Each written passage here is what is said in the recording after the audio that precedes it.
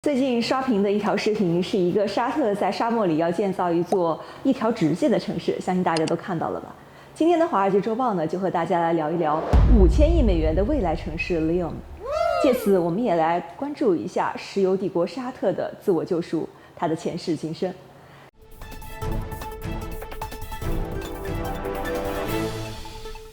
沙特的智慧城市大跃进啊，不仅仅局限于现在。这世上有无数自然风光令人神往，山川湖藻、林海雪原、热带雨林，而这些风景都与它无关。它就是世界的边缘——沙特阿拉伯。但黄沙茫茫，落日孤烟，沙特也有令人叹为观止的别样画卷。要么是平地高楼耸天，宫殿金碧辉煌，沙特依然能在不毛之地创造一个个奇迹。它坐拥麦加和麦地那，是伊斯兰教的宗教圣地，又因外国人几乎无法靠近，曾登最难访问国家之列。这个以石油闻名天下的国家，充斥着传统与现代、荒凉与繁华、神秘与驰名的强烈反差。来自沙漠深处的沙特家族，从不名一文的渺小部落到腰缠万贯的中东大佬，上演了一场世界级的逆袭故事。What？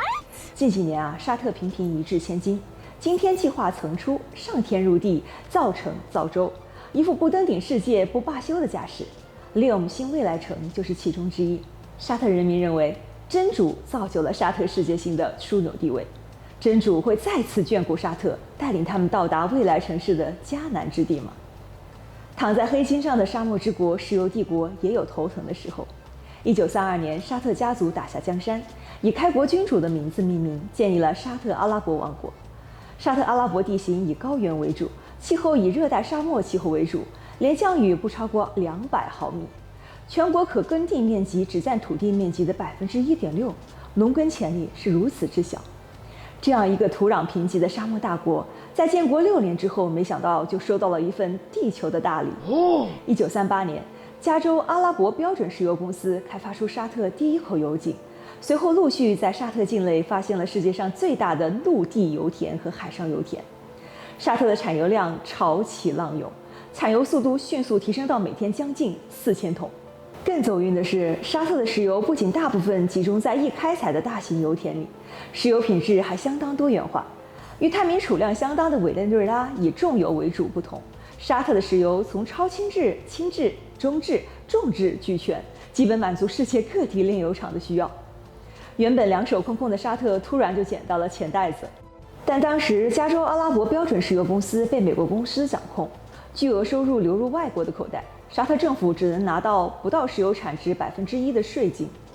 这么大一块肥肉，却只能分到边角料的油水，沙特当然不会甘心。在接下来的日子，沙特开始了石油控制权的争夺战。他们先是说服了其他的中东产油国，向各自境内的外资油企施压，提高税金与利润分成。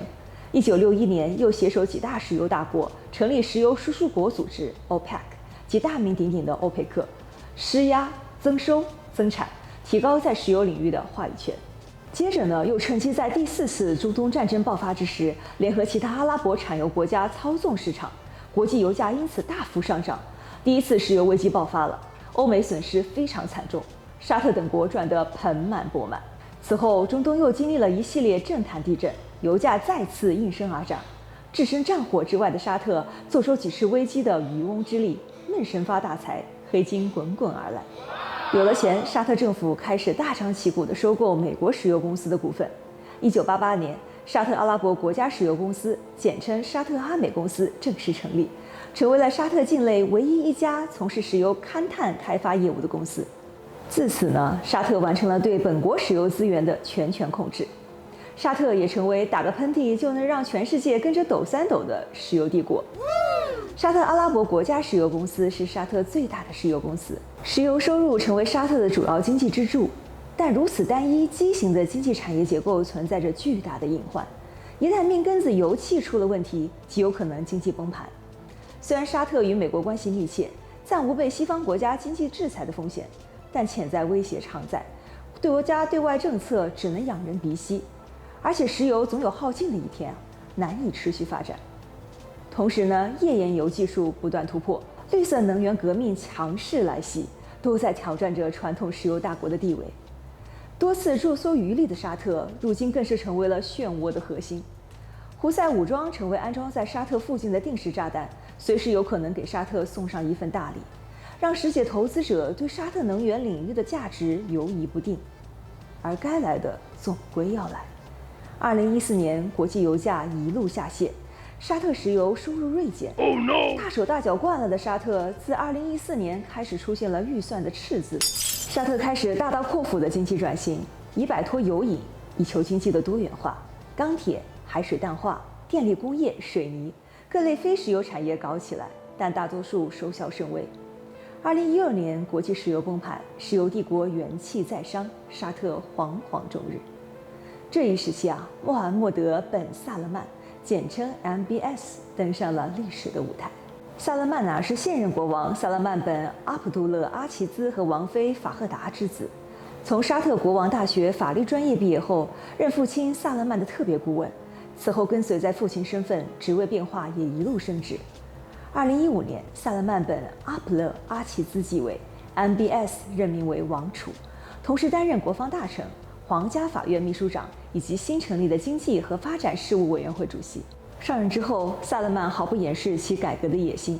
最引人瞩目的是，成为王储后的第1年，萨勒曼就推出了雄心万丈的愿景2030改革计划，包括建立2万亿美元的巨型主权财富基金，出售国家石油公司沙特阿美的股权，削减石油补贴和扩大投资，开放国门，允许外资进入10个关键领域，基本上涵盖了沙特生活的方方面面。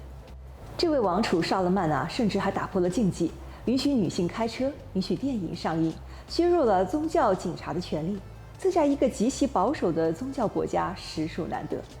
他还发誓说：“我不会再让我们生命中另外一个30年在极端主义思想下度过，我会努力使沙特返回到温和的伊斯兰主义。”在2030愿景计划中，一个超级城市计划也重磅上线了。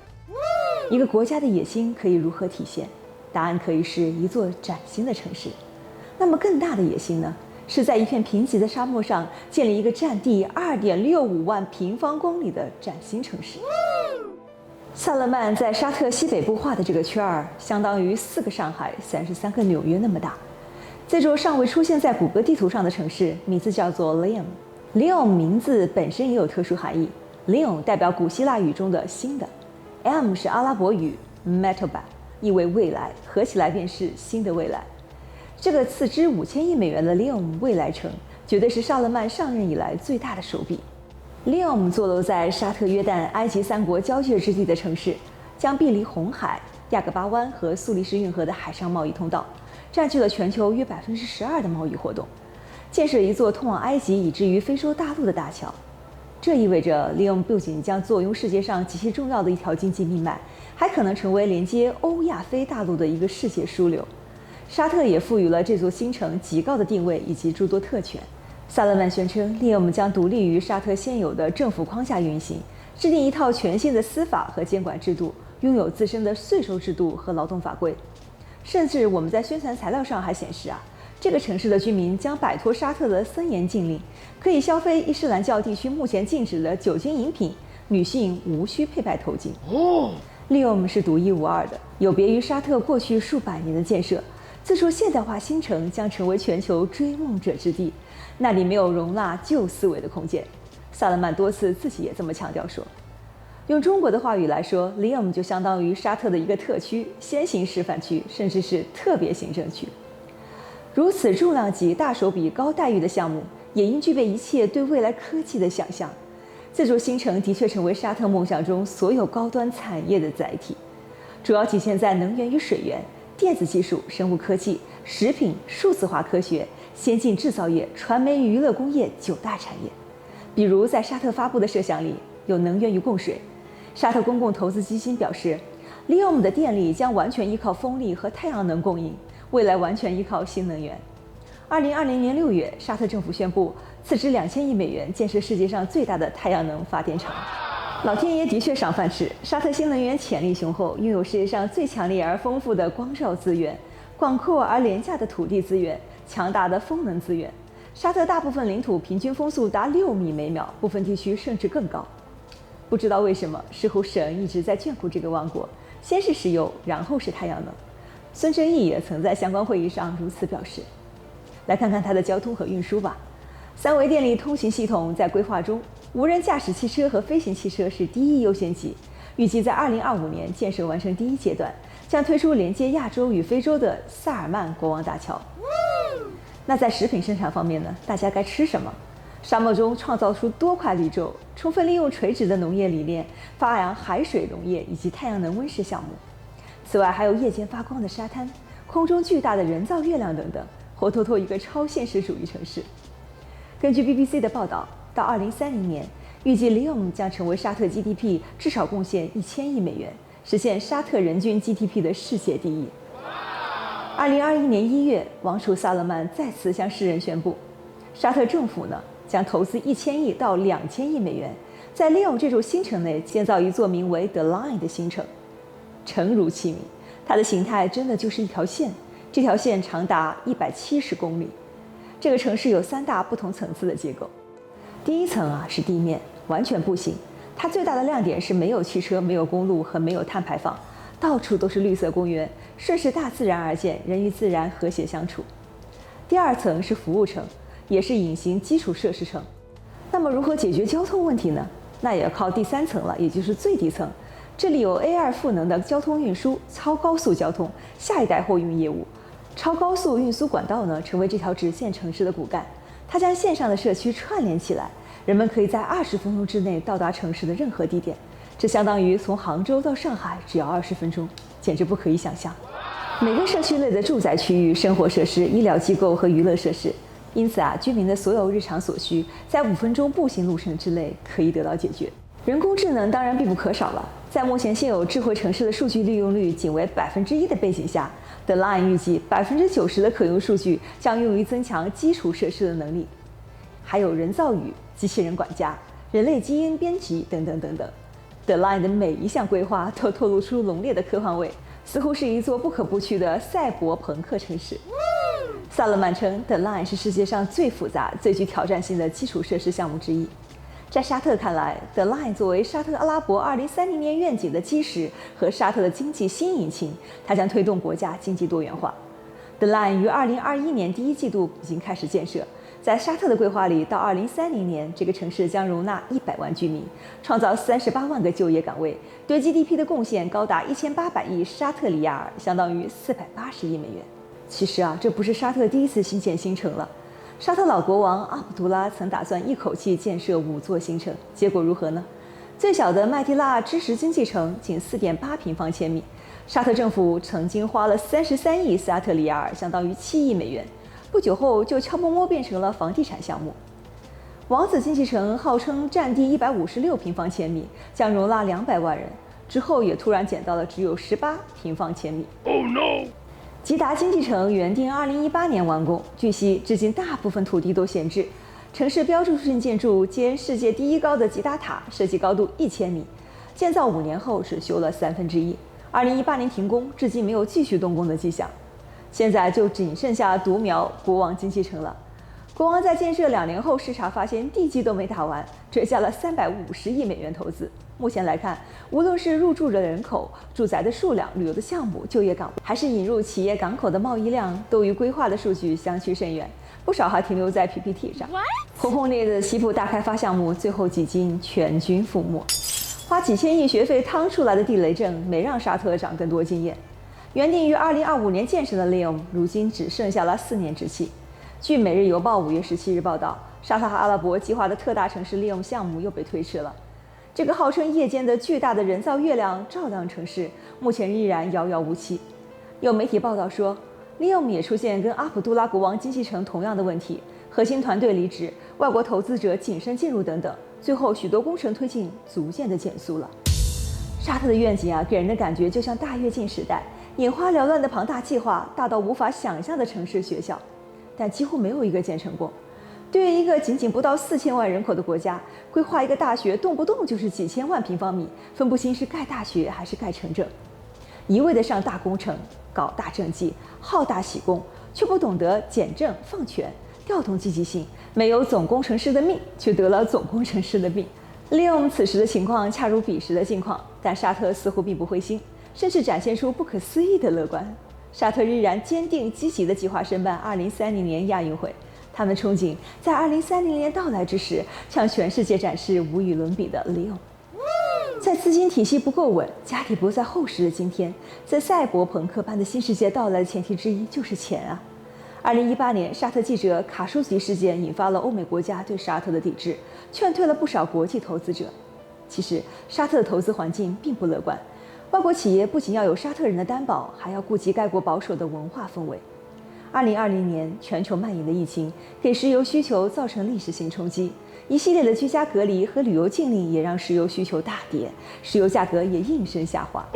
而沙特为了跟美国、俄罗斯抢占市场，在2020年春季疯狂增产，自行拉低油价的石油战也让沙特损失惨重。沙特原本预计2020年国家收入能达到8330亿里亚尔，超过2220亿美元。油价暴跌之后，沙特2020年石油收入减少到4100亿里亚尔，超过了1090亿美元。2020年，沙特阿拉伯的经济同比实际下跌了4.1%，创下了自1985年以来的增长率的新低值。虽然在季度末又转成正数了，但未来钱袋的丰满与否仍然让沙特忧心啊。旅游业是沙特极其重要的非石油产业。沙特政府期望到2030年，每年可吸引游客1亿人次，旅游收入占 GDP 的10%。而因为疫情呢，大规模的朝圣活动终止了，不少重点旅游项目也搁置了，这让沙特又遭到重创。沙特旅游大臣表示，2020年沙特旅游收入将比2019年减少35%到45%，而且2021年沙特政府财政预算赤字达到了1410亿里拉，这也是沙特政府预算连续第8年出现赤字了。国际货币基金组织 IMF 预测，到2022年，沙特经济增速将显著放缓，财政巨额赤字，政府债务急剧增长，将成为沙特经济的常态了。华尔街日报报道说，利用一期工程的资金有部分只能靠国外的借款来填补缺口，而这个 The Line 项目又是上千亿美元的投入，更不要谈我们的愿景2030年的其他80多个大大小小的项目。这对于一个连续8年财政预算赤字的国家，着实是一笔不小的支出啊。美国 CIA 原主管就很明确地表示说，阿美 IPO 没那么复杂，就是沙特政府没钱了。是的，法律体系不够清，反腐又任重道远。为了筹集改革所需的天文数字，萨勒曼上位之后就大张旗鼓地开展了反腐运动。萨勒曼出任了沙特反腐委员会的主席，下令抓捕了500多名王室高管与商人，以贪污这个罪名呢，没收了几千亿美元的资产。这笔不菲的资金大大充实了沙特国库。要知道，2019年沙特财政预算也才2950亿美元。有分析人士指出，在反腐风暴中被捕的王室成员和官员，大多是王权威胁者和改革措施的反对派，这是借反腐之名清洗异己、巩固王权的权利而已。但这厢大力反腐，那厢却挥霍无度。萨勒曼自己挥金如土，大量豪宅、游艇、奢侈品收归名下。萨勒曼在巴黎也有豪华的城堡，还有这个4亿英镑的超华号游艇宁静号。2017年，他就以3.4亿英镑的价格买下了达芬奇的名画《救世主》，使得这幅16世纪的油画成为有史以来拍卖价格最高的艺术品。有报道认为，王储清洗了王室反对派，也势必会扶植亲信上台。这些亲信本质上可能与被清洗的王室没有太大不同，政治上任人唯亲，王室掌握了经济发展命脉，改革可能换汤不换药。没有人能保证他们不会一边高呼改革口号，一边默许裙带关系和腐败搜刮入王室的腰包。巨额的投资资金如果依然被各个职位的王室成员掌控，真正落实到新城的资金将大打折扣。愿景2030年宣称，到2020年，52%的居民拥有自己的住宅。据报道称，以惠民政策为由，王室成员从土地所有者手里低价征收土地，随后高价卖给政府，中饱私囊。除了王室，腐败也渗透入国民经济。自2030年愿景以来，沙特的建筑行业从2018年开始爆发性增长，不断有新的项目破土动工，诸多烂尾项目也重新启动。多到什么程度？你吃个饭都可能碰到一个要给你介绍活的，多到甲方到处都在找乙方。这不是一个有着超5万的建筑承包商的国家应该出现的情况。这是因为沙特的贪腐严重，法律体系不健全，信用体系又缺失。沙特本地人并不愿意从事苦累的建筑行业，一般是有实力、有技术的外国承包商上阵。但遇到法律纠纷，法律倾向于当地的公司。说白了就是你做了，却有可能拿不到钱，你还没有地方说理去。虽然沙特在大力的反腐，但感觉在沙特就没有不腐败的地方和行业。一个小小的监理，他们每月索要的钱物就超过他们的工资。在这样的背景下，可是愿景2030试图在不触动既得利益集团的前提下完成经济和社会转型，道路有多艰难。同时呢，我们又看到基础体系不够强，底层技术工业支撑也很难。魔幻的高楼大厦只是一个表象，而支撑经济高速发展的不仅需要完善的法规和税收制度所支撑的经济秩序，更需要技术体系、工业体系的基础支撑。享受了大半个世纪的石油经济杠杆，也拼命想把石油财富变成技术天堂，不其薄弱的工业化能力。但无论是科技还是工业化，亦或是产业多元化转型，都非是一朝一夕，它需要烧钱。无论是前期建设还是后期运营，都需要无底洞般的钱。它还需要几代人的不懈努力，专业技能在线的科技人员大军。沙特的科技创新起步比较晚，与同地区的高收入国家相比极为靠后。宗教学习是核心，科学、技术、工程与数学等创造性的学科体系薄弱。2015年以来加大了投入力度，但投入产出不成正比。Oh no！ 石油经济让沙特民众习惯了高福利、高补贴、埋头苦干的日子，由奢入俭难，沙特人愿意过吗？沙特宗教立国，采用的是政教合一的体系。萨勒曼的一系列社会改革，无不在挑战着王室宗教立国的根基啊！国家以伊斯兰教义为纲，社会保守压抑，性别隔离无处不在，新生事物极难推进。